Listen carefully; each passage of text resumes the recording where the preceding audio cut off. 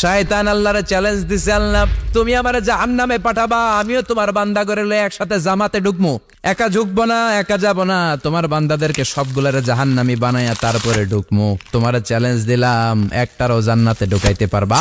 আল্লাহকে তুই আমার চ্যালেঞ্জ দিলি? আমি তো সব রাজার বড় রাজা, মহারাজা, আমার চ্যালেঞ্জ দেশ, এত সাহস পাইলি কই? তুই আজীবন ওয়াসওয়াসা দিয়ে পাপ কাজ করাবি, একদিন তাফসীর মাহফিলে এসে আমার বান্দা ক্ষমা চাবে, আমি মাফ করে দেবো, তুই কি করবি?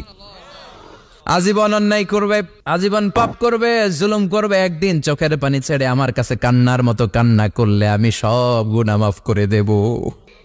সাইয়েদনা আদম আলাইহিস সালাম ভুল করলেন, দুনিয়ায় এসে শত শত বছর কাঁদলেন, কিন্তু ক্ষমা হয় না। আল্লাহরে বললেন, আল্লাহ কি করলে ক্ষমা পাবো বলো? ফাতালাক্কা আদামু মির রাব্বিহি কালিমাতিন ফাতাবা আলাইহি। আল্লাহ বললেন, ও আদম, তোমারে কিছু কালেমা শিখায়ে দেই, এই কালেমাগুলো দিয়ে আমার কাছে দোয়া করো, ক্ষমা করে দেব।